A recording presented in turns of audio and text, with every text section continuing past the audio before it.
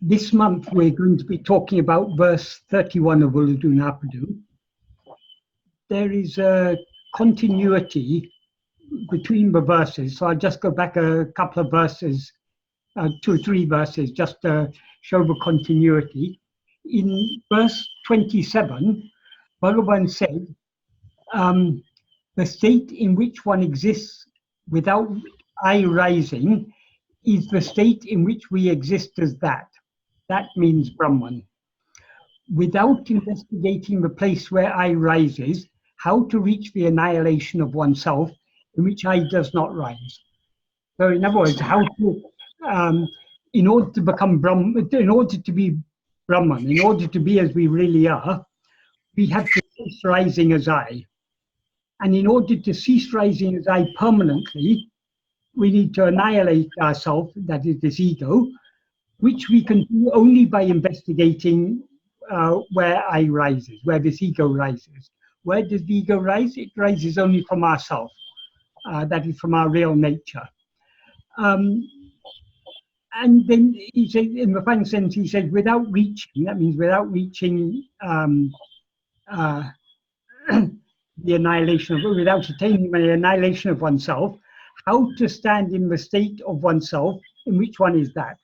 So in other words, to be as we really are, we need to annihilate ego. To annihilate ego, we need to investigate from where it rises.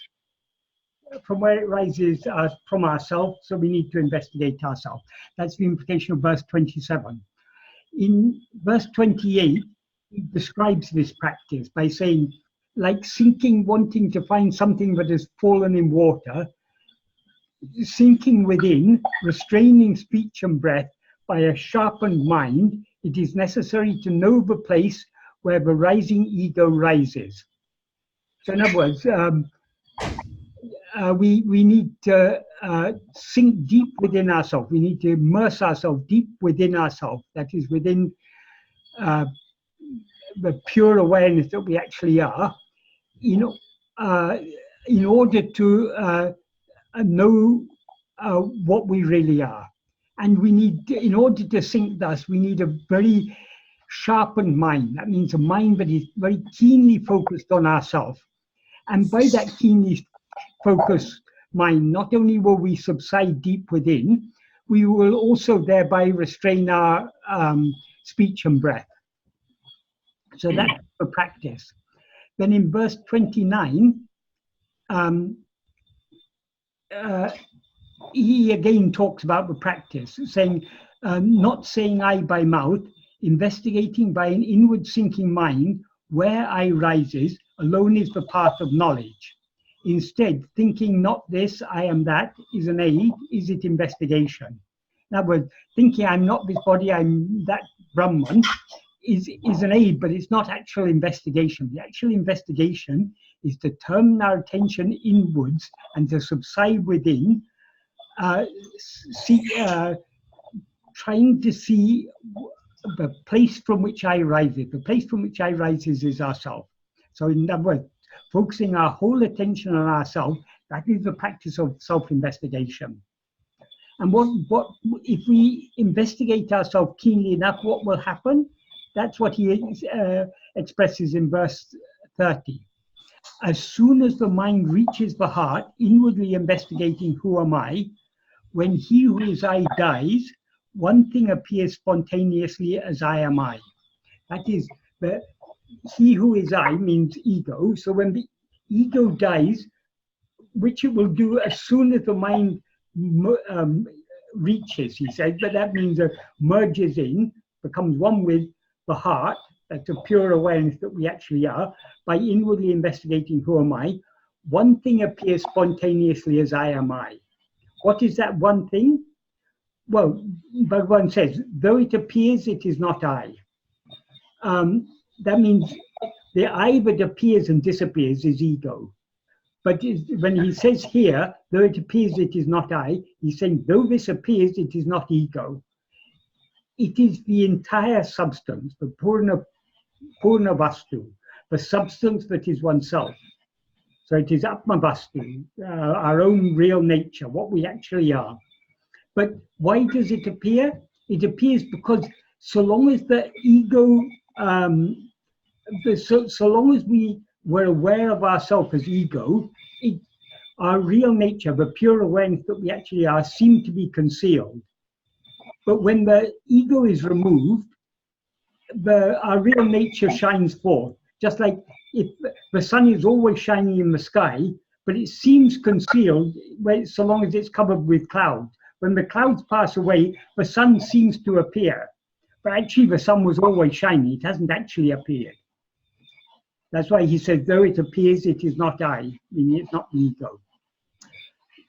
So that is, there he's explaining the result of self-investigation. When we investigate ourselves keenly enough and thereby merge within, ego will die and what we really are will spontaneously shine forth. That is the implication of verse 30. Then in verse 31, he's talking about what will be our state after that, after I has died. So this verse 31 is the one we are talking about today. So what he says in this verse, in the first sentence, he says, taṉṉai aṛittu eṛunda taṉmaya-āṇandarukku eṉṉai uḻadu oṉṭṛu iyaṭṛudaṛku.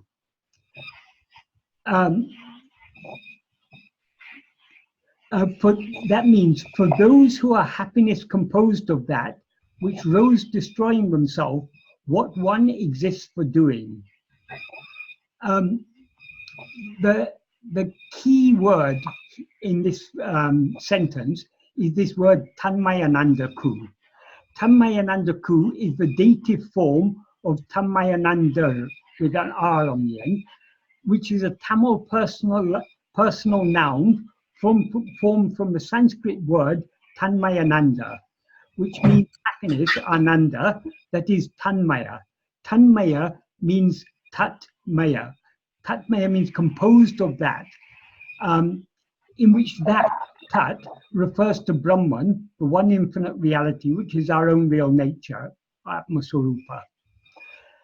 Therefore, the personal noun taṉmaya-āṇandar means those who are taṉmaya-āṇanda. That is, the noun taṉmaya-āṇanda is turned into a personal form to imply those who are taṉmaya-āṇanda. What exactly does Bhagavan mean by saying those who are taṉmaya-āṇanda? What he implies is those who are blissfully immersed in and as taṉmaya-āṇanda. Taṉmaya-āṇanda is our real nature. So when we investigate ourselves and immerse ourselves within, and when this ego dies, we remain as taṉmaya-āṇanda. We remain as that bliss, which is our real nature, which is composed of ourselves, composed of Brahman. And the dative form, taṉmaya-āṇandarukku, means for those who are taṉmaya-āṇanda. What makes this a personal noun is the addition of the R at the end of it, taṉmaya-āṇandar, the letter that we call R in English. That appending that makes it into a personal noun. That R is an honorific plural termination. So because he refers to them as taṉmaya-āṇanda, this honorific plural is reflected throughout the verse. It's reflected in the third person, in the honorific third person form, both of the main verb in the next sentence, aṛiyār, which means they do not know, and of the pronoun in the final sentence, avar, which means they. However, though he uses this honorific plural here, in this context, he does not do so to imply that there are many appaññānis, because as he says in the next sentence, taṉṉai alādu, aṇṇiyam, oṉṭṛu, aṛiyār, which means they do not know anything other than themselves, in which taṉṉai, which is a word that means oneself, or in this context, themselves, is singular in form, And the whole sentence, when he said they do not know anything other than themselves, he thereby implies that in the clear view of the Atmajnani, there are no others. The taṉmaya-āṇnanda is a the Atmajnani, the one who knows himself, or knows itself, to be more precise, or knows ourself. So there are not many Atmajanis. There is only one Atmajnani, because in the clear view of the Atmajnani, there are no others. So though Bhagavan is using a plural form throughout this verse, he's not suggesting that there are many Atmajanis. He's using the plural because it's an honorific plural. It is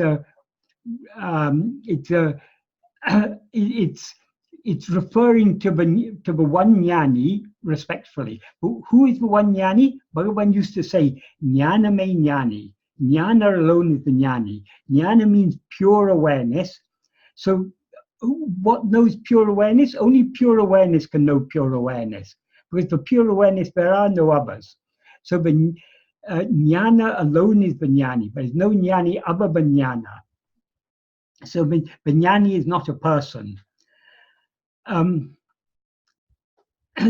the Kalivemba version of this of Uḷļadu Nāṛpadu, Bhagavan extended this first sentence by adding an adverbial clause at the beginning of it, pongi tondrave, which means when or as soon as it appeared surging up. There's no word actually for it in this clause, but it's implied in the form of a verb. The it implied in this clause refers not only to the one real substance, which, as he said in the previous verse, is oneself, and appears spontaneously as I am I when ego dies, as soon as the mind reaches the heart by inwardly investigating who am I. So this it refers not only to that one porul, but also to taṉmaya-āṇanda, because that porul and taṉmaya-āṇanda are one and the same thing, namely our own real nature. Therefore, with this Kalivemba extension, this first sentence is pongi tondrave, taṉṉai aṛittu eṛunda taṉmaya-āṇandarukku, iyaṭṛuku eṉṉai, oṉṭṛu uḷadu. For those who are taṉmaya-āṇanda, which rose destroying themselves in the ego, as soon as it appeared surging up as I am I, what one action exists for doing? That is, for the jnani, there is no action to be done. There's no action the jnani can do. The jnani is beyond action. This is also expressed by Bhagavan in verse 15 of Upadesha, where he says, Manavuru maye me mannam ma yogi, tanako sayalile, taṉ-il sandanan. That means when the mind is annihilated for the great yogi, who is thereby established as the reality, there is not a single doing or action because he has attained his true nature. So action exists only for the ego, not for jnani. So coming back to this verse, in the first sentence he's emphasized that for the jnani there's no action to be done. Why is there no action to be done? That he explains in the second sentence, which I already briefly mentioned earlier. Taṉṉai alādu aṇñiyam oṉṭṛu aṛiyār. They do not know anything other than themselves. Aṛiyār can mean they do not know or they are not aware. So they're not aware of anything other than themselves. Oṉṭṛum means anything. Aṇñiyam means other. Taṉṉaiyalā means themselves. Then themselves. Taṉṉai is, though aṛiyār is plural in form, taṉṉai is singular in form. So what it means is the jnani does not, what it implies is the jnani does not know anything other than itself. That is, in the clear view of the jnani, there are no others. There is only that pure awareness, which is the jnani. And therefore, in the last sentence, he says, ravarnilaimai iṇṇadu eṇṛu uṇļadu.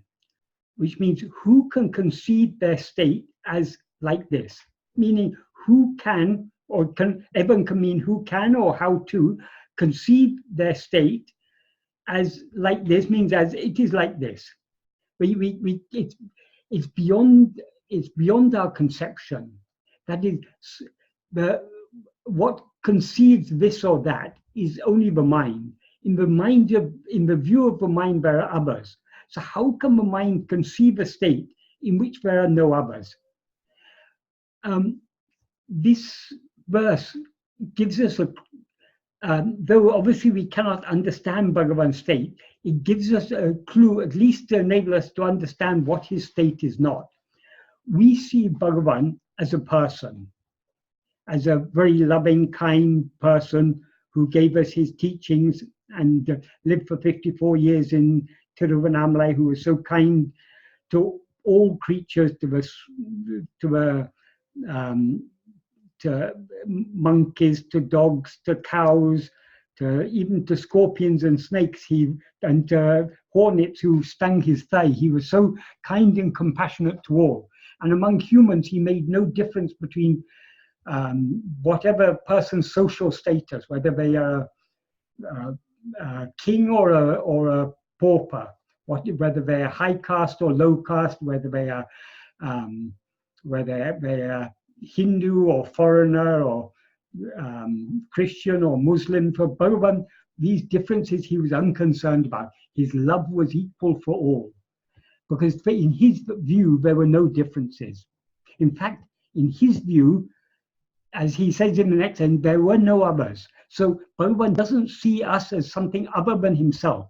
He sees us only as himself. So this verse gives us a clue to what Bhagavan is not. That is, he's nothing but we can conceive. We cannot conceive of Bhagavan's real state. We see him as a person, but he says the person is what? A body. He says, I am not this body. We see him not only as a person, he not only has a body, he also has a mind, and the body does actions, the mind does actions. When people came and asked him questions, he would answer the questions. He wrote poetry. He helped cooking in the kitchen. He did so many actions he seemed to do by body and mind. But according to this verse, he didn't do any action at all. There's no action for him. So why this difference between our view and his view? Because we mistake ourselves as a person, as a body and mind, we mistake him as a person. And by mistaking him as a person, we therefore think that like us, Bhagavan is talking, walking, laughing, joking, answering questions, talking philosophy, all these things. In our view, all these seem to be real because we take him to be that person.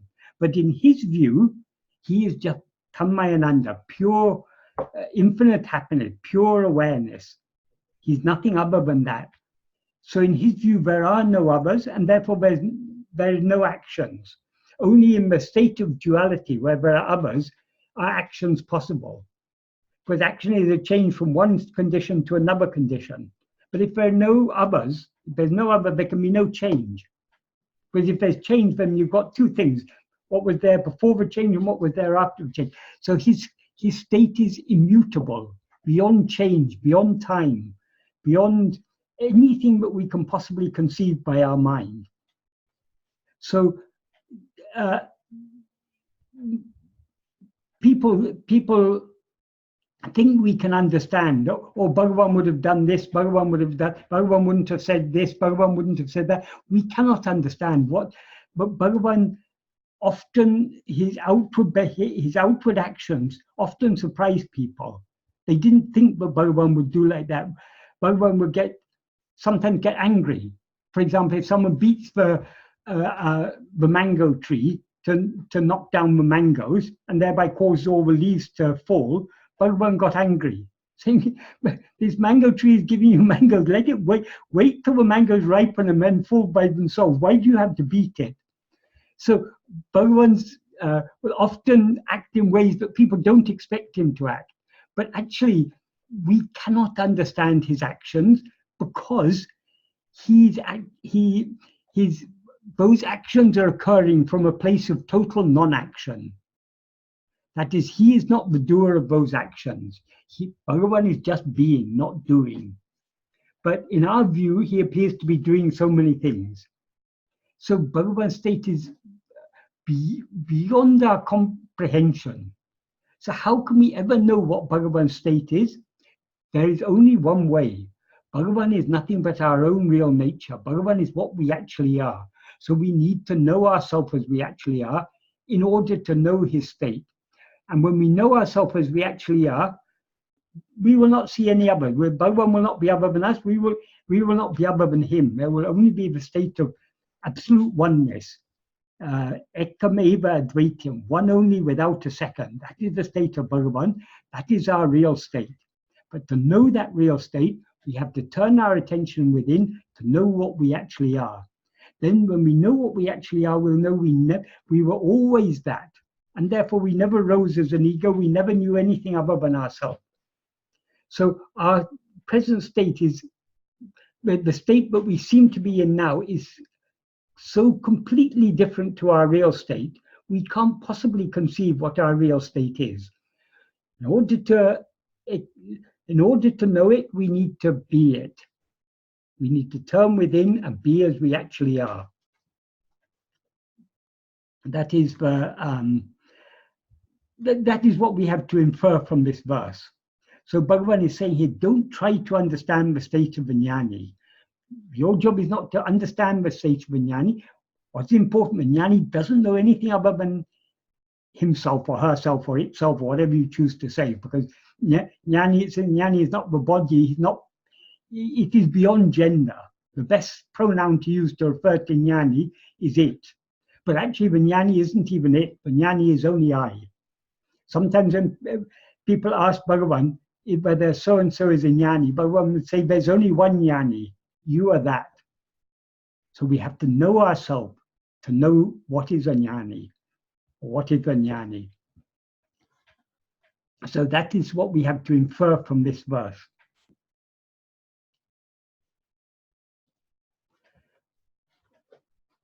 So if any of you want to ask any questions.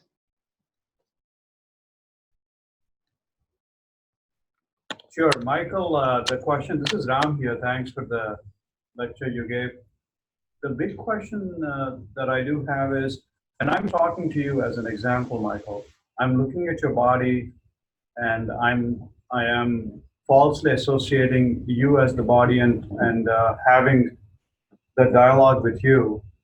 And how should I be actually communicating with you with a firm attitude that you are actually the Atman or the soul? You're the Atman or the body, sorry. You are a person communicating with another person. Atman doesn't need to communicate with itself. Atman is itself. Our real nature is as it is. It's only when we rise as ego that communication becomes an issue. When we rise as ego, we always experience ourselves as a person, as a body and mind. Because we experience ourselves as a body and mind, we see all other bodies as having because we, the perceiver, perceive ourselves as a body, we perceive all other bodies as perceivers like us. So in our view, that all the other people we see are seeing the world just like us. In dream, we see many people. So long as we are dreaming, all those many people seem to be real. But when we wake up, we recognize that those people were just our own mental projection. Not only the other people we saw in the dream were our own mental projection, even the person we seemed to be in that dream was our own mental projection. So Michael as a person is as real as you as a person, and as real as any other person. So long as we see ourselves as a person, we see many persons. those other persons are just as real as the person we seem to be. So and you say, how am I to react? The I who is to behave, who is to communicate with others and respond to others, that I is the person. So persons communicate among, as a person, we communicate with other persons. So there is no contradiction between this and what Bhagavan teaches us, but actually there is only one substance behind all these things, only one reality. That this person we seem to be and all the other people are just pictures appearing on the screen. And the screen is pure awareness. So let the pictures go on the screen. Each, as a person, we have a certain role, we have certain relationships. We have a mother, we have a father, we may have a husband or a wife or children or friends, and we may have a job, so we have an employer, we may be managing other employees. We have so many relationships with people, and we have a relationship with the government, we have to pay our taxes, and we expect certain benefits in return for. So many relationships arise in the state of duality. All these relationships, they're all real for the person we seem to be. So the question we need to ask ourselves and what we need to investigate is, am I this person I seem to be? So long as we seem to be this person, all these other persons seem to be real, the whole world seems to be real. So long as we're dreaming, we seem to be a person in that dream world. Because that person is a part of the dream world, the whole dream world seems real to us. All the other people we see seem real to us. They're all perfectly real, or they all seem perfectly real, so long as we are dreaming, because we are experiencing that dream body as I. But when we wake up, we recognize immediately that the whole dream was just a dream. It's just a mental projection. How are we able to recognize that when we wake up? What is the difference that takes place? That is, so long as we are dreaming, we are identified with that dream body. That is, we experience that dream body as ourselves. So long as that basic connection is there, that awareness, I am this body, then everything perceived by that body, the whole world in which that body seems to exist, all seems to be real. So this is why Bhagavan acted, the Bhagavan we see, that is, we see Bhagavan as a person. That person acted perfectly normally, answered people's questions, wept when people told the tragedies in their life, laughed at their jokes. Bhagavan behaved, as a person, Bhagavan behaved like any other person. But according to him, he is not, the person is a body. He said, I am not this body. I am not what you mistake me to be. Well, Bhagavan didn't say this directly, but indirectly Bhagavan said, I am the eye shining in each and every one of you. When he was asked, who is Arunachala Ramana? He said, Ariyati Tarajivara Dahavari Jagoheo, Arivairami Paramatman Arunachala Ramana. Arunachala is the ultimate self, the supreme self, shining in the hearts of all creatures, from Vishnu, from the highest gods, down to the lowest of creatures. In all the hearts of all creatures, he's shining blissfully as Arivu, as awareness. So that is what Bhagavan really is. So until that awareness that is Bhagavan is nothing but our own real self, our own real nature. What we actually are is just that. But so long as we mistake ourselves to be this person, all this duality seems to exist, and therefore there seem to be other people. Therefore we have relationships, and as this person, we have so many duties.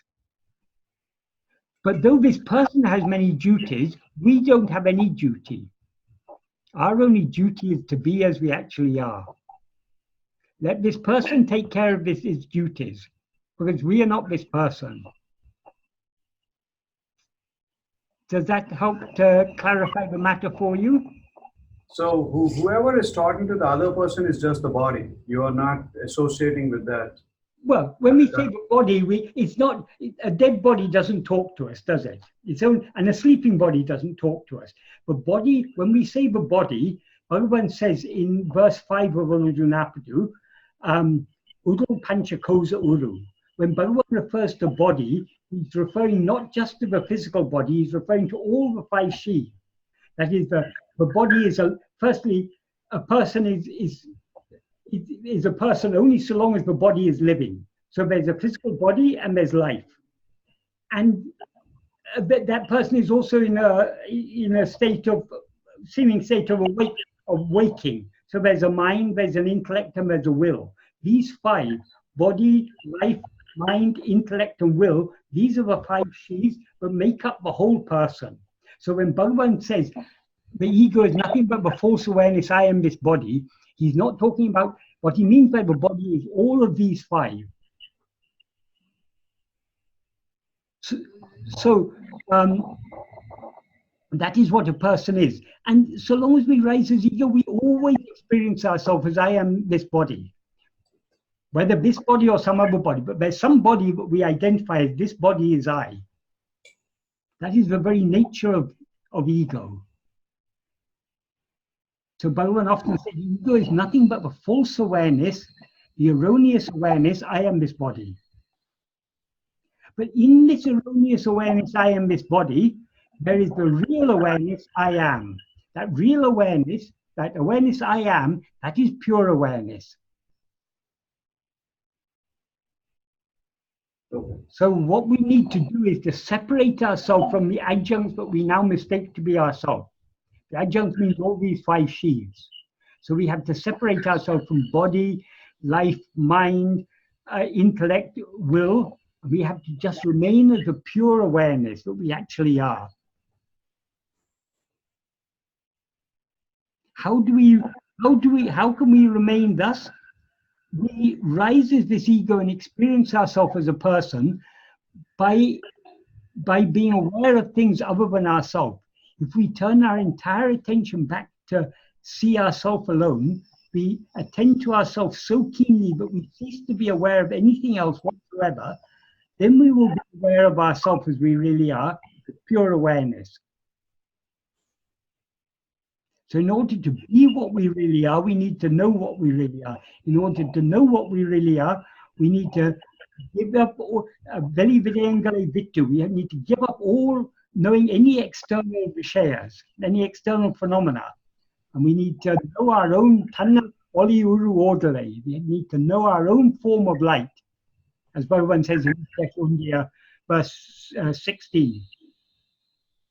That is knowing our own form of light, that is knowing the pure awareness that we actually are. That is real awareness. And that is the state of being as we actually are.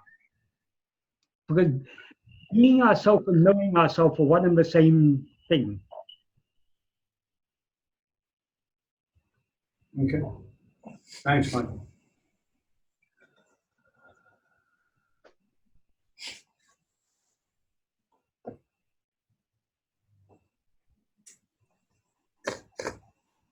Any other questions? I have.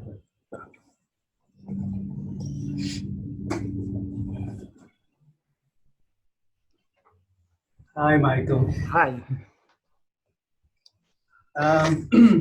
I read in some books, like David Gottman's book, it said there that the jnani and the aññani both sees the world. But for the jnani, they see the world as a dream. But for the aññani, they see the world real. Now, how do we understand that statement? That is not quite correct. The aññani sees the world as a dream. The jnani sees the world as pure awareness. For the jnani, there is no dream. There is only pure awareness. So that statement is wrong.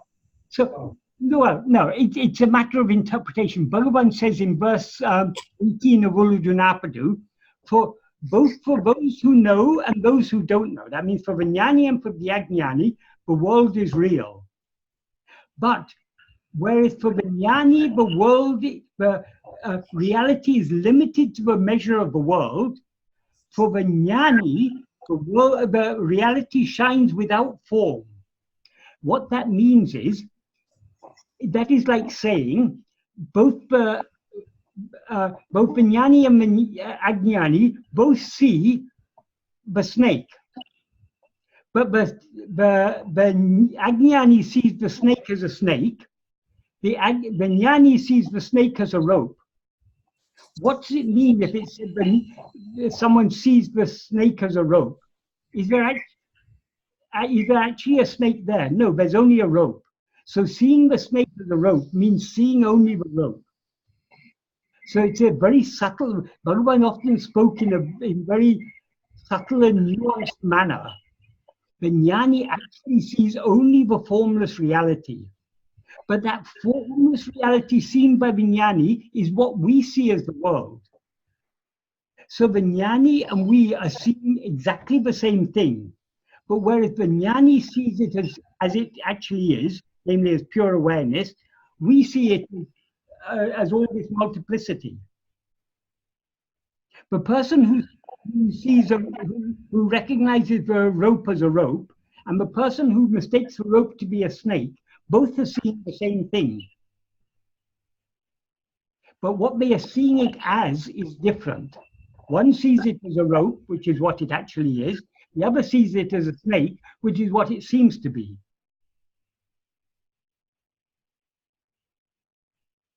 Okay. What the jnani sees, Bhagavan says in this verse, they do not see anything other than themselves. That doesn't mean he sees the tree as himself, the table as himself, the computer as himself. That means he sees only himself. All that we mistake to be all this multiplicity, all these phenomena, are in his view just pure awareness. In other words, he doesn't see phenomena at all. He sees only a pure awareness. That is made very clear by Bhagavan in the 3rd and 4th paragraphs of ṇanā. He says, so long as, just like knowledge of the rope cannot arise until the false knowledge of the snake is removed, the knowledge of our real nature cannot arise without the false perception of the world being removed. So long as we see the world, we are not seeing ourselves. When we see ourselves, we will not see the world.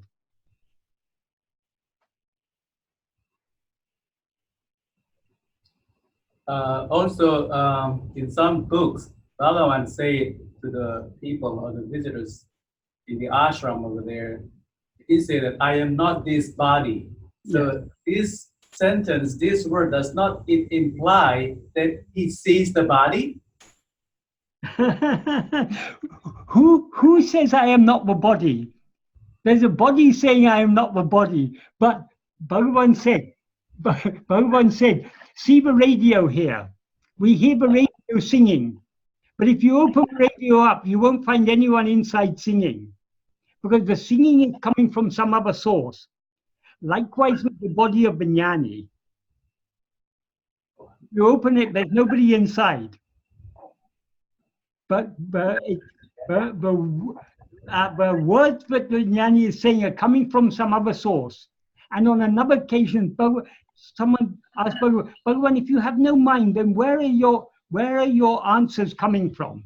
Bhagavan said, the answers come from the same source as the questions.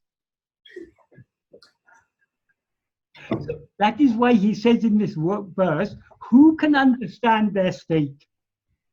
We cannot understand their state. We can understand it in negative terms. Jnani doesn't know anything other than himself. For jnani, there's no three states, no waking, dream, and sleep. There's only the one state of pure awareness. We can know in negative terms. We cannot know what the state of a jnani actually is without knowing ourselves. Because we are soul from the state of a jnani. What we actually are, that is the state of a jnani. So if we want to understand the state of a jnani, we have to know ourselves. When we know ourselves, we'll know there's nothing other than that. Okay, one last question, Michael. Does the state of self-realization can come and go, or it is permanent? Again, in it can neither come nor go, because it is what alone actually exists. It seems to come, like he said in the previous verse, though it appears, it is not I, not ego. So it seems to have, when ego is removed, the state of self-realization seems to come. And that is like when the clouds are removed, the sun seems to shine forth. But even that analogy is imperfect, because what happens is ego is annihilated. It seems to be a fresh, new clarity of self-awareness we have. But then to whom it seems new and fresh? There's nobody there to whom it seems new and fresh, because pure awareness is ever aware of itself as it is.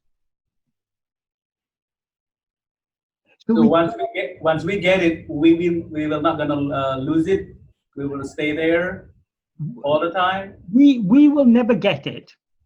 We will lose ourselves, and once we lose ourselves, that alone will remain, as it always is.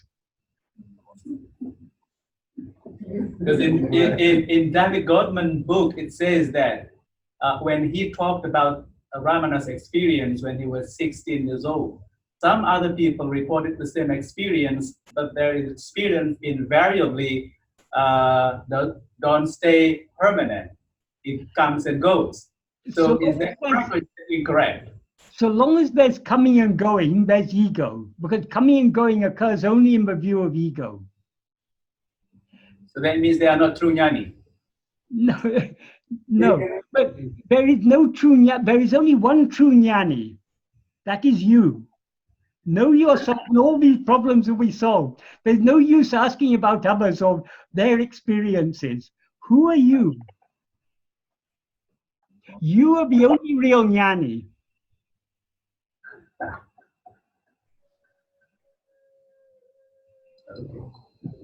Okay, thank you, Michael. When I say you are the only real jnani, that means what you are, what you actually are is the real jnani. You as a person will never be a jnani. People talk about a self-realized person. That is a contradiction in terms.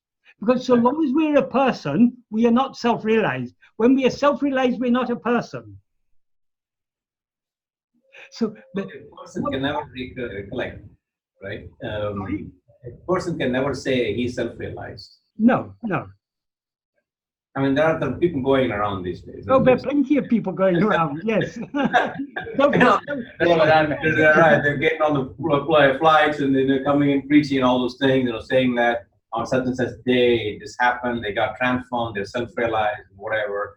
And self-realization is very cheap, but it's also a very marketable commodity. Right. You can make a lot of money out of that cheap self-realization. Right. But one day, if we attain that cheap self-realization that we can marketize, one day we're going to die, and then it's of no use to us. So we have to be real. We're not here to delude ourselves. We're here to know what is the truth. But there are some people who delude themselves and delude others. That's also part of the show. It has nothing to do with us. Who are we? That's what we need to know. So there are these two terms, and I think the same lines as Keva's question. Savikalpa Samadhi and Nirvikalpa Samadhi. How do you explain these two terms in context of what you just said? But the term samadhi is not a term that is native to Advaita. It is a term that comes originally from yoga. Some Advaitic sages have used the term samadhi to show that what the yogis are talking about can be attained equally well by the path of jnana. In fact, better by the path. But the path of yoga is in many ways, by yoga alone, you cannot attain the real state. You have to know yourself. So yoga has to come to the path of jnana sooner or later. So, but because this term samadhi was made so popular by the yogis, the Advaitins used the term, but Bhagavan sometimes used the term samadhi, but he said the only real samadhi is sahaja samadhi. Sahaja samadhi is your natural state. It is the state of pure awareness. So that is our goal. Is if we want to talk in terms of samadhi, which is not necessary, but if we want to talk in terms of samadhi, our goal is to attain sahaja samadhi. And how to attain sahaja samadhi? Bhagavan says practice sahaja samadhi. In his introduction to his translation of Ḍṛiyaṭṛunda Vibhaka, he talks about the practice of sahaja samadhi, which he says is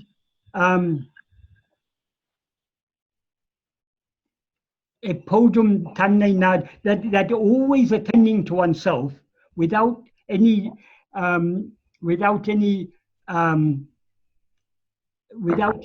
distinction between inside and outside. That is the practice of sahaja samadhi. So being self-attentive is practicing sahaja samadhi. That is the only samadhi we need to be concerned about. If you ask about these terms, savikalpa means with vikalpa. Vikalpa can mean either differences or it can mean thoughts, depending on the exact context. Nirvikalpa means without differences or without thoughts.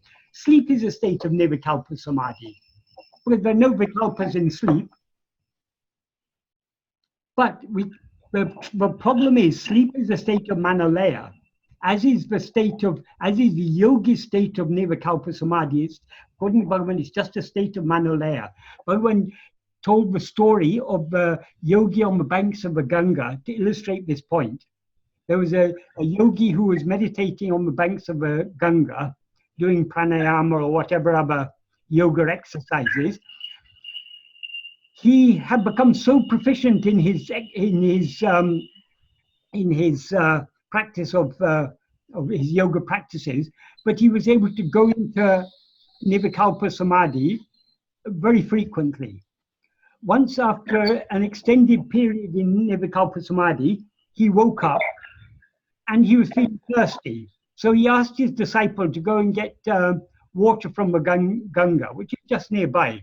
So his disciple went to get water, but by the time he came back, the yogi had gone back into samadhi again. And that time he stayed in samadhi for 300 years. In those 300 years, of course, his disciple passed away. The Ganga changed its course, so it was no longer nearby. And when he woke up after 300 years, what did he do? He asked angrily, "Where's my water?" So Bhagavan said, but even the most superficial thought in his mind was not destroyed by 300 years in nirvikalpa samadhi. So such nirvikalpa samadhi is of no use. Bhagavan said we shouldn't allow ourselves to sink into that nirvikalpa samadhi, because it's just like going to sleep. We need to sleep in order to get rest, but we don't need to stay in nirvikalpa samadhi for 300 years. It's of no use. So sleep when you need to sleep, because you need to be fresh, whether to be active in this world or to be turning the attention within.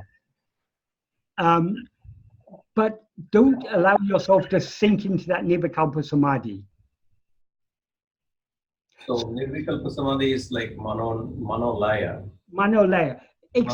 But again, the same terms are used to describe different things, because sometimes sahaja samadhi is called sahaja nirvikalpa samadhi, because for the state of jnana is a state devoid of vikalpa.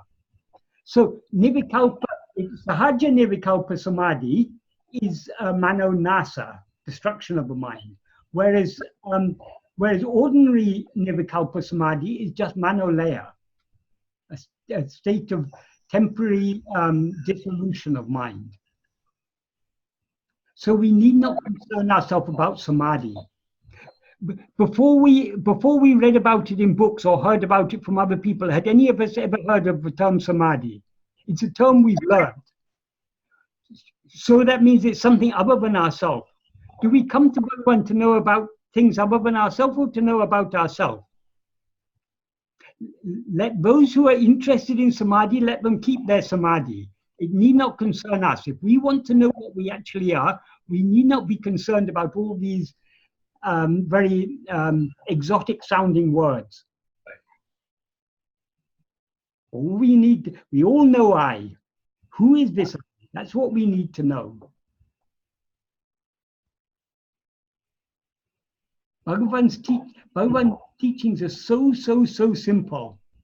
But because we come with so many things we've learned, so many things we've read in books, people ask Bhagavan so many questions which were totally irrelevant to his teachings.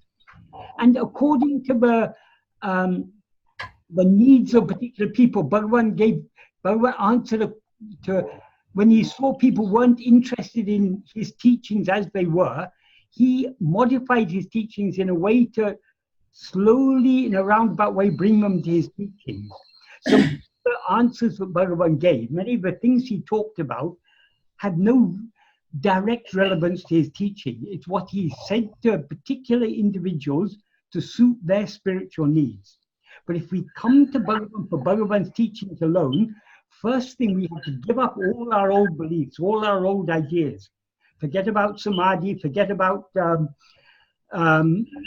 kundalini, forget about the chakras, forget about heaven and hell and all these other things. The only thing we need to know when we come to Bhagavan is, who am I? That's the sole purpose of Bhagavan's teaching. Bhagavan says in Anma Vidya, what is the use of knowing all else without knowing oneself? What else is there to know when one knows oneself? So that is all we need to know. But Michael, when one is real, go ahead. I'm sorry.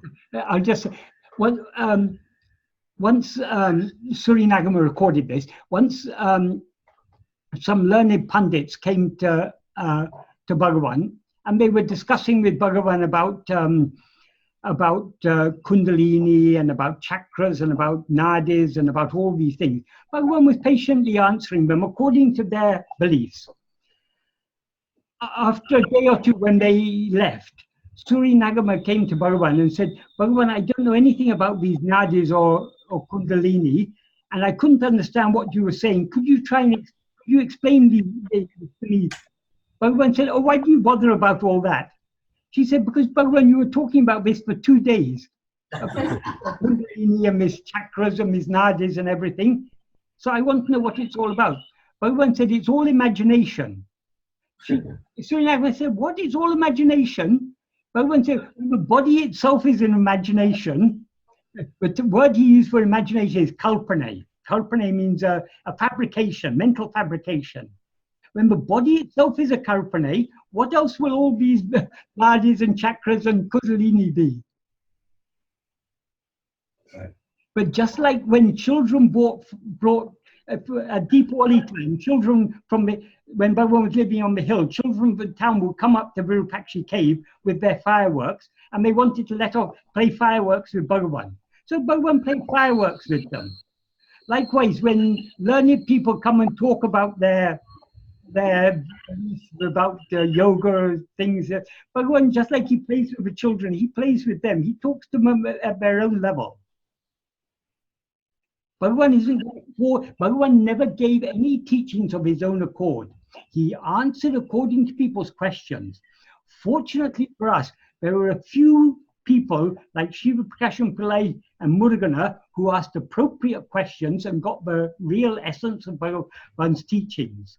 If it wasn't for people like Shiva Prakasham Pillai and Muruganā, we wouldn't know anything about Bhagavan's teaching, because he didn't come to give any, he had no volition of his own to give any teachings. He answered people according to what they asked. In Ramana Gita, the followers of Kavyaganta asked Bhagavan about society, how to uplift society and everything. Bhagavan answered them according to their own level of belief. But does Bhagavan want us to uplift society? Bhagavan says, the world is, there's one who's created the world, let him take care of it. You take care of yourself.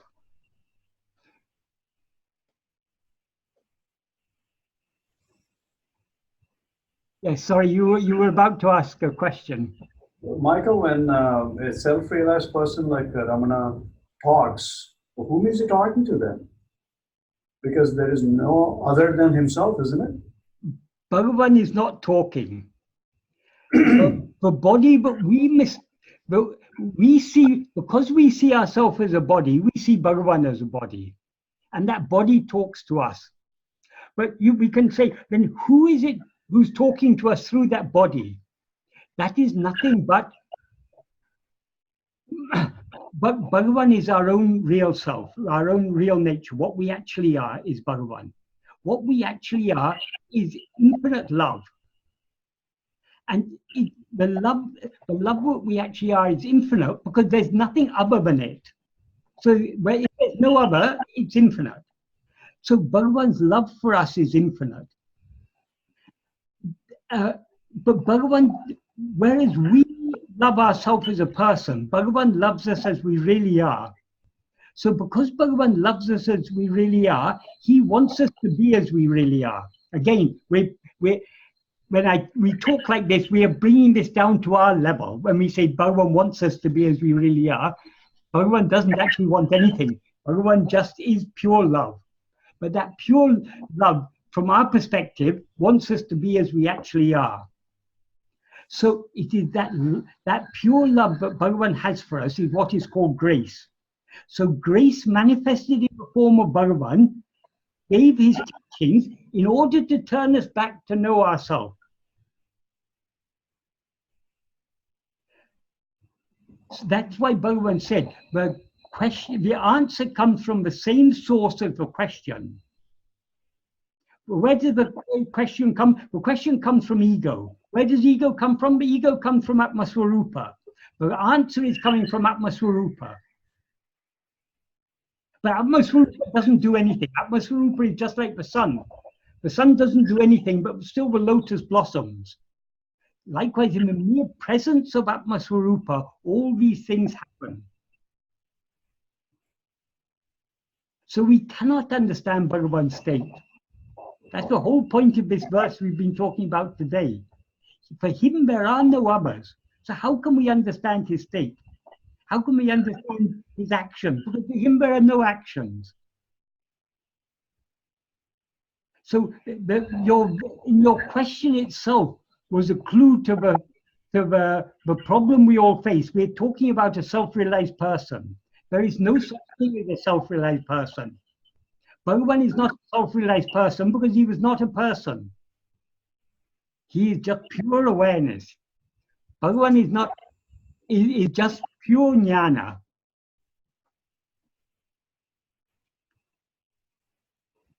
Thank you, Michael.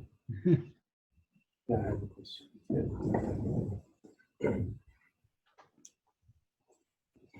Hi, Michael. Hi. When you tend to the body, you're tending to the ego, right? No. You're not? No. Ego is not the body. Ego is not Atmaswarupa. Ego is a false entity that rises between the two. The ego is the false awareness, I am this body. That which mistakes itself to be to be this body. That which is aware of itself as I am this body, that is ego. So when we want to attend to ourselves, we don't want to attend to the body because the body is something other than ourselves. It's what we mistake ourselves to be. Who am I who mistake this body to be I? That I we need to attend to. Okay. Wow. So like when we have to eat and pursue a career, things like that, are we not going more towards ego than? Who has to eat and pursue career? It's the person. Yes. Are you that person? The whole aim of this, of a path of self-investigation and self-surrender, is to separate ourselves from this person that we now seem to be. So let this person eat and drink and sleep and pursue its career and everything. What is it to do with us?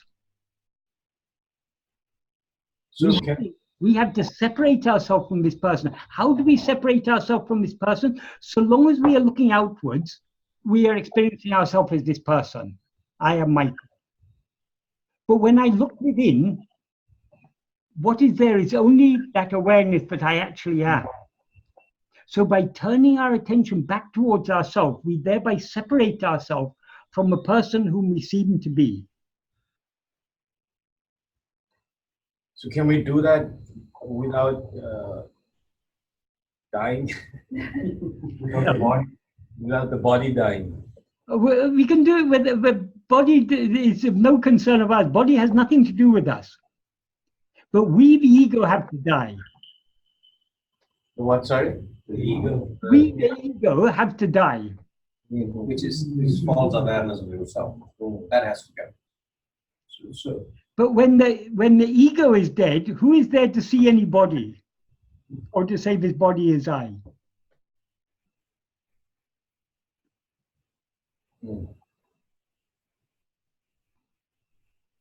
But let's not worry about the body. Body will be taken care of by prarabdha. What the experiences that this body is to undergo are already determined by prarabdha. So we can leave the body to the care of prarabdha. That prarabdha has nothing to do with us, because we have nothing to do with this body. Who are we? So,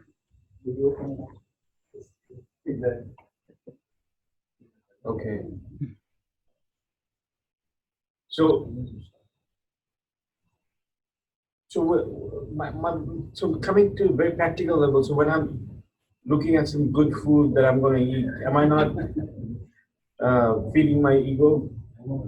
Yes, when you look at anything other than yourself, you are feeding the ego. When you attend to anything other than yourself, Bhagavan says in verse 25 of Uḷḷadu Nāṛpadu, verse 25, he describes the ego as uru-vatra-peya-hande. That means the formless phantom ego. So this ego is just a formless phantom. But it comes into existence. How? Uru-patriyundam, grasping form, it comes into existence. Uru-patrinukam, grasping form, it stands. Uru-patri-undu-mehaongam, grasping and feeding on form, it flourishes. What are forms? The ego is formless, so a form is anything other than ego. In other words, all phenomena are forms. So long as we attend to anything other than ourselves, to any phenomenon, whether seemingly physical phenomena or mental phenomena, or any type of phenomenon, so long as we're attending to that, we are feeding ego. How to starve the ego? By trying to attend only to ourselves. Because so long as ego is grasping any form, any phenomenon, it is feeding itself and flourishing. When it tries to grasp itself, because it is formless, there's nothing for it to grasp, so it subsides back into its source. That's why Bhagavan says in that verse 25, Tedinalotam pidikam, if sought, it takes flight. So we have to try to attend to ourselves, try to be self-attentive. At the moment, our power of attention is relatively gross because we have so many desires and attachments, we are not able to let go of other things entirely. So when we attend to ourselves, we are only partially attending to ourselves. We are still holding on to other things to a greater or lesser extent.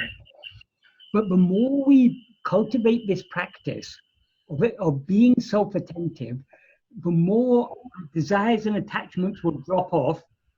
And the more they drop off, the more keenly we'll be able to attend to ourselves, the more firmly we'll be able to cling to ourselves, until eventually we will sink and merge back into the source from which we rose. So what is required is patient practice. So long as we are practicing, until we have reached our goal, we still mistake ourselves to be a person. So we still have so many problems in life. We still have to feed this body, take care of our family, face so many issues at home and in office, and so many things, so many problems are there.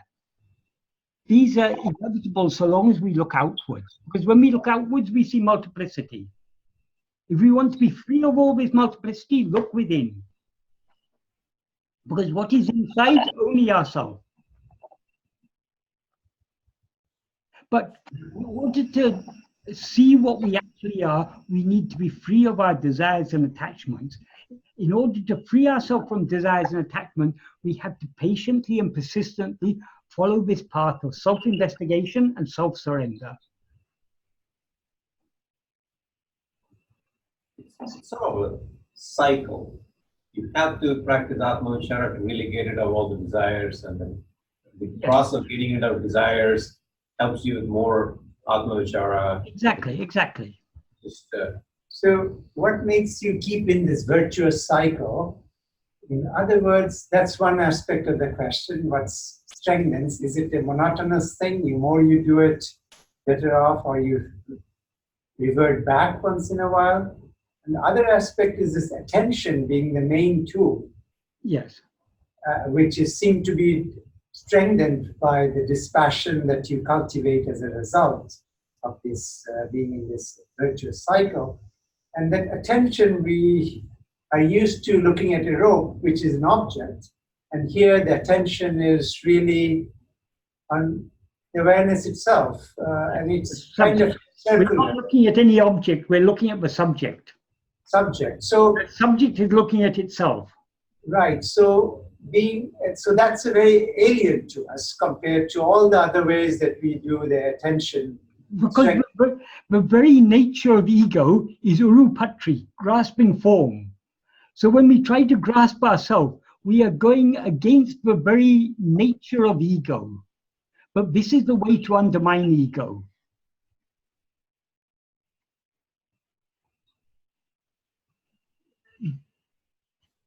Being aware only of ourselves is our real nature, but it's diametrically opposed to the nature of ourself as ego. So if we want to remove our ego nature and be as our real nature, we have to cultivate this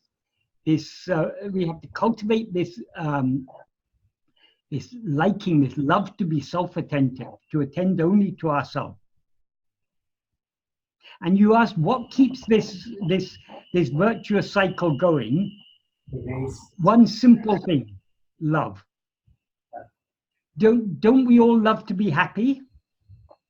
Everyone, every creature, from the smallest ant to the greatest God, everyone is seeking happiness. But till now, we've been seeking happiness in the wrong place, and we're frustrated and we're dissatisfied. Because of our dissatisfaction, we have come to this path. So the same love for happiness that brought us to this path, that same love for happiness will not let us go. We will continue following. I mean, we cannot, having been drawn to this path, we cannot leave it. We may seem to leave it sometimes. Sometimes we may go back to all our worldly pleasures, but again, nothing satisfies us really, does it? You come back again and again. What is there in this world that can satisfy us? Nothing can satisfy us.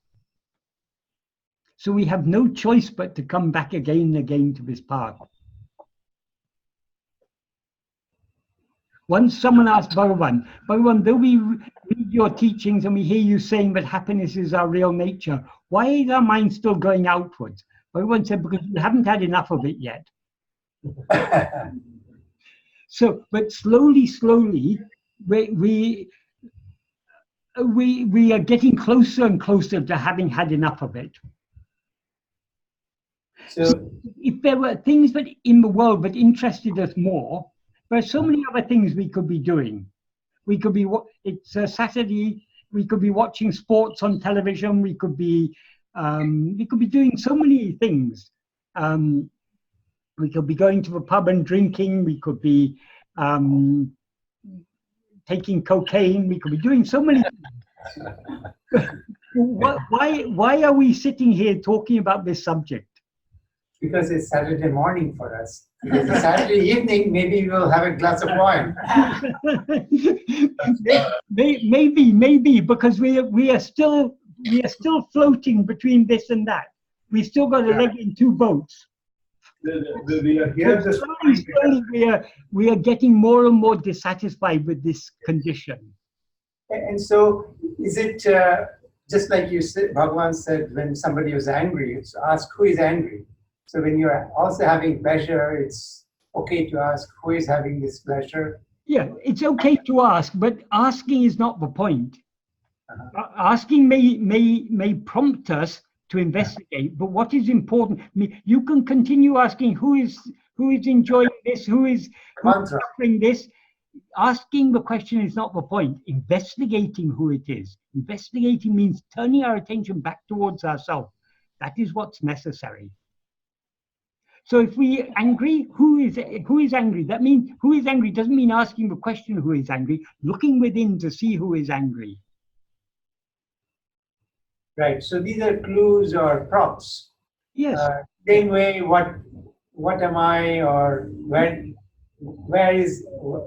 I rise from? Yeah. Right. It's all intended to turn our attention back towards ourselves. Yeah, sometimes it happens easily, sometimes it doesn't, and that's the nature of... That is the nature of the mind. But we slowly, the more we practice this self-attentiveness, the more we are separating ourselves from the mind and its nature. So let's not worry about the nature of the mind is to go outwards. Let's not worry about that. Let's patiently and persistently try to turn it back within. Okay. Thank you, Michael. Thank you, Michael. I got a question. Bhagavan said, nobody succeeds in this path. Nobody has ever succeeded in this path without patient perseverance. Michael, I see I'm not able to find, like in Ramayana, Ram laid out a process, an expectation of how to behave in the world. So you behave with your brother like this, you behave with your father like this, your wife like this. The way there doesn't seem to be a procedure or a process that is to be followed until, of course, every time there is a question about how to behave, then there's a negation of body. You need to really look within, you're not the body. There's a complete negation of body, and there is always an importance to go in and find yourself. But we cannot negate that because of this body, we're able to ask this question. Of course, awareness is asking this question. But I see that there is a missing link here, because most of the questions are, how does this body behave? Is there like Ramana Maharishi, he lived in a certain way. Now, you say that was not the body, that was awareness.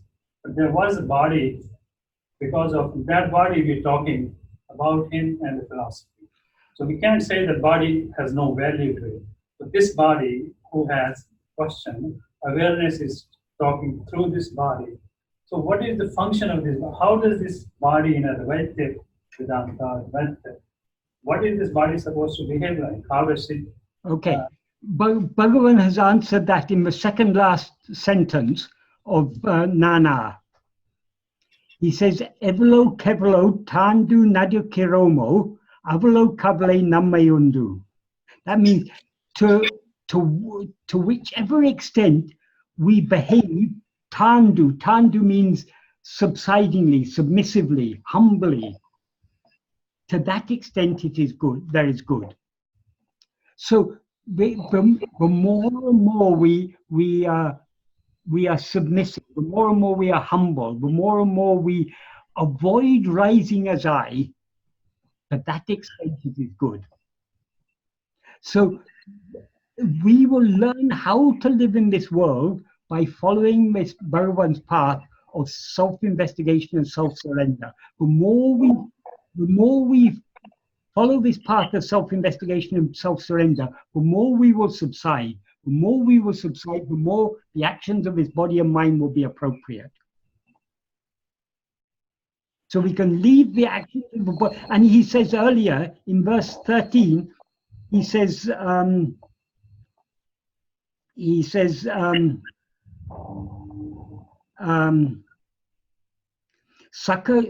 Karyangale Oru Parameshwara Shakti Naditi Kondirundal Kondiru Kira Padiyal. That is, since one supreme Parameshwara Shakti is driving all karyas, all the things that we should do or that need to be done, it's all being driven by one Parameshwara Shakti.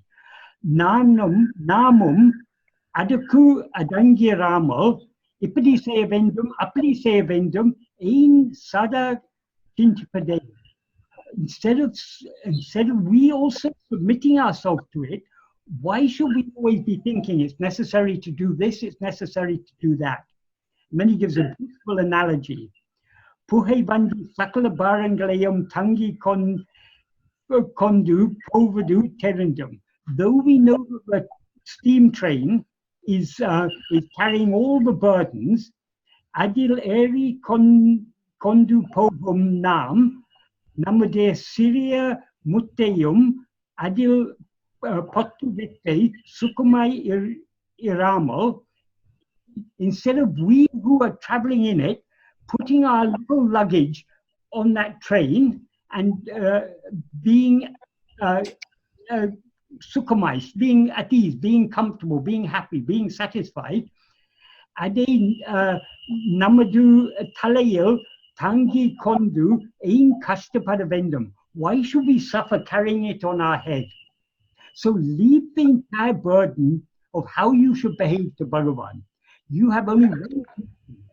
Turn your attention back towards yourself. Then your body and mind will behave perfectly. It's when you rise as I am this body and mind, then ego is interfering and all the troubles come. So if you want to behave perfectly, subside within. Then your body and mind will behave just as they're meant to behave, according to prarabdha. There will be no agamya will be happening there. Understand. Trying that. So Bhagavan's teachings are so simple, and they provide the answer to all problems. Because all problems, the root of all problems is what? It is ourself as ego. Because we've risen as this ego, all the problems have arisen. Without ego, there are no problems. What problems do we have in sleep? In sleep, we don't have to worry about how we should behave or what we should do, or we don't have any problems at all in sleep. Problems start when we wake up. So what is the wise course? Don't wake up. Sleep eternally. How to sleep eternally? Get rid of the ego. How to get rid of ego? Investigate yourself. Attend to yourself. So this is what Bhagavan has given us is a medicine that will cure all problems. You see, if the real nature of ours is love, as you said, Yes. and everybody wants love. Yes. The people or humans or jiva loves itself the most. Yes. And if we are all love, Yes. then if we can love each other with the same love that we love ourselves, Yes. is really a way to live. Yes. Yes. But problem is we want everyone to love us, but we don't want to love everyone else. But that's the way of living. Yes. But love is our real nature, but now our real nature is through the prism of ego, our real nature is diffracted as so many desires. Yes. The one pure light of love is refracted into this rainbow of desires. We want this and this and this and this and this. I agree. Thank you. And because we want this and this and this, we're never satisfied. If we want to be satisfied, we have to just be as we are. Be infinite love, because infinite love is infinite happiness. And that is what we really are.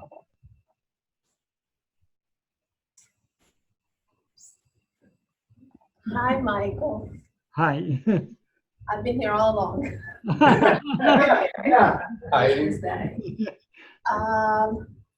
So this ego. I wish my ego would hide as effectively as you have been. Yes, and now I have to come out of the hotel. So this ego business, I mean, is it a mistake? Did this Atma Swarupa make a mistake? Why did ego come is what you're So saying. not why. I understand. It's not the why question, but is it like it came inadvertently, like lack of protection? Instead of asking why, you're asking how. Okay. You're not asking why did the barren woman give birth to a son. You ask how was the son born. Oh, okay. Okay. It's not fair. You're asking a question, even Bhagavan cannot answer that question. I mean, it's not the why question or the how question, but is it? Okay. There is no answer to it, because the only answer is the answer Bhagavan gave. See if it has arisen. If you can, Bhagavan said, find the ego and bring it to me, and then we can find answers about it. First find it.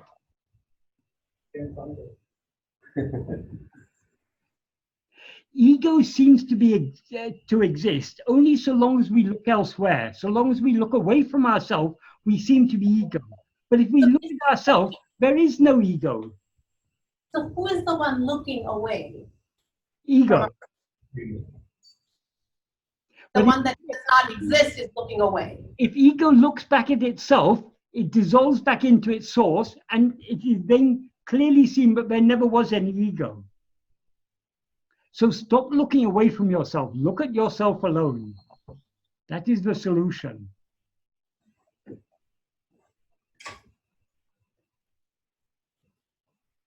Michael, last question. In relation to the Panchakosha, in which it is divided into gross body, causal body, and gross body, subtle body, and causal body, where does the ego fit in? All these very different, but the simplest division is to divide into 5 sheaths, because we can easily identify what the 5 sheaths are. We have a gross body. This gross body is alive. There's a mind active in this body. There's an intellect active within the mind. There's a will active within the intellect. So all these 5 sheaths we can clearly see. These may be sometimes classified, but the gross body, or sometimes the gross body and the prana is said to be stula sarira. Sometimes the prana is included in the sukshma sarira, the subtle body.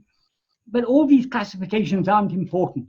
What is important, there are these 5 sheaths. Together, these 5 sheaths form the body. When we say I am the body, when we're aware of ourselves as I am this body, we're aware of ourselves as all these 5 sheaths. The ego is not any of these 5 sheaths. The ego is that false awareness that is aware of itself as I am these 5 sheaths. The 5 sheaths, according to Bhagavan, verse 22 of Upadesha, he said they're all jada. That is, the body doesn't know itself, the life doesn't know itself, mind doesn't know itself. Mind there means, in that context, mind means all the other thoughts, not the first thought, all the other thoughts, not I, but all thoughts other than I. Intellect doesn't know itself. Even the will doesn't know itself. I desire to eat a bar of chocolate. My desire isn't aware of that. I'm aware of that desire. So even the desires, the hopes and the fears, they're all jada. All the 5 sheaths are jada. what is aware of all these five sheaths and what mistakes them to be itself is ego. Yes. Ego is neither chit nor jada, but it is a reflected form of chit. It's chittabhasa. It seems to be chit. So ego is aware of all phenomena, all thoughts, but no thoughts or phenomena are aware of ego. So as ego, we are aware of ourselves, but not as we actually are. We're aware of ourselves as I am this body, I am this person, I am these five sheaths. But if we turn our attention away from these five sheaths back towards ourselves, who is this I who mistakes these five sheaths to be I? Turn our attention back to see what we actually are. We thereby separate ourselves from the five sheaths and we're aware of ourselves alone. When we're aware of ourselves alone, that is being aware of ourselves as we actually are. Because what we actually are is never aware of anything else. So, final question or request, whatever, Michael. You quoted when somebody asked Bhagavan who he is, and Bhagavan responded, and he quoted this earlier today. I just want you to conclude our session today with that quote. What Bhagavan said, with the Tamil and English translation, it's just I get goosebumps whenever I hear that. It's very emotional, and I want to make sure everybody really sinks into that as we conclude today. Bhagavan says, aṛiyādi ittara jiva. That means jivas or other jivas beginning with Hari. So for all jivas beginning with Hari, aṛiyāti ittara jiva, jivaradu, ahava, aha means inward or heart, varija guheya, in the heart cave of all jivas, beginning from Hari, Arivai Rami Paramatman Arunachala Ramanam. Arivu means awareness. That in that context it means pure awareness. Arivai means as awareness. Rami means blissfully existing. Blissfully existing as awareness. Arivai Rami Paramatman. That supreme self or that ultimate self, but blissfully exists as awareness in the hearts of all living beings. That is Arunachala Ramana. That's the first two lines. Wait a second, I'll just get the. So here. Remind myself. Somebody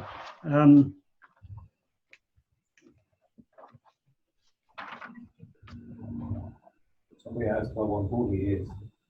Bhagavan himself is saying who he is. And you have to really let this sink in to you every day. This is so important because you're hearing right from him. So in the first two sentences he says, but the supreme self who blissfully exists as awareness in the cave of the heart lotus of all different jivas, beginning with Hari, is Arunachala Ramanan. Then the next two lines he gives how to experience that. That's the important thing. Simply knowing that Bhagavan exists within us as I, that is not that's not sufficient. Bhagavan always stresses the practice. So he then says,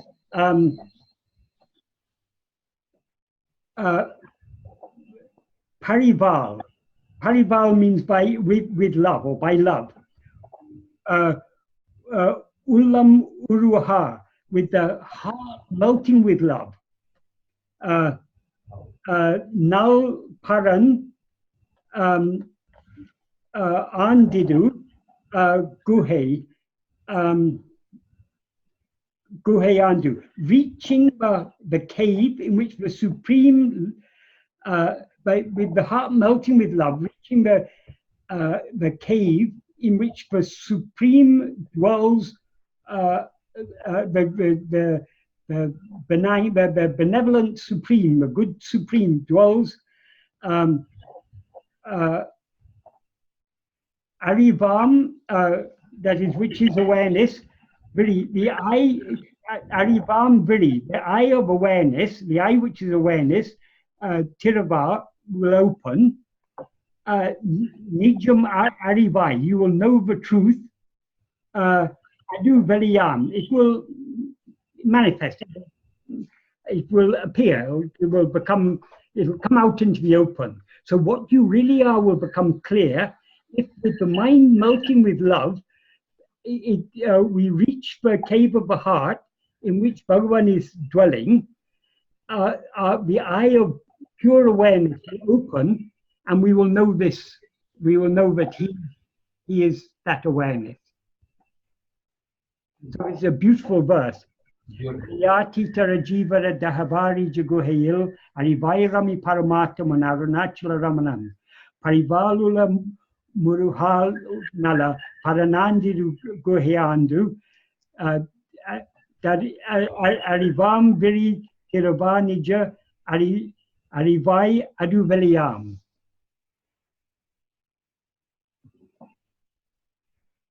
It is beyond conception, and I can't even think. That is where we started. That is where we started from today. Inadu Endru Uṇ11. Who can conceive their state as it is like this? Exactly. It is beyond concept. No, but we can experience it. Bhagavan has shown us the way in this verse. With heart melting with love, if we turn within and merge into him, the eye of awareness, that means the eye of awareness is the true ஞாna will reveal itself. Thank you, Michael. Thank you. All thanks to Bhagavan. Who are we? We are nothing. Bhagavan is everything. Exactly. Michael, when are you coming to the US? I don't know. That's, you ask Bhagavan. I have nothing to do with that. If it is Bhagavan's will, it will happen. If it is not his will, it won't happen. So. Yes.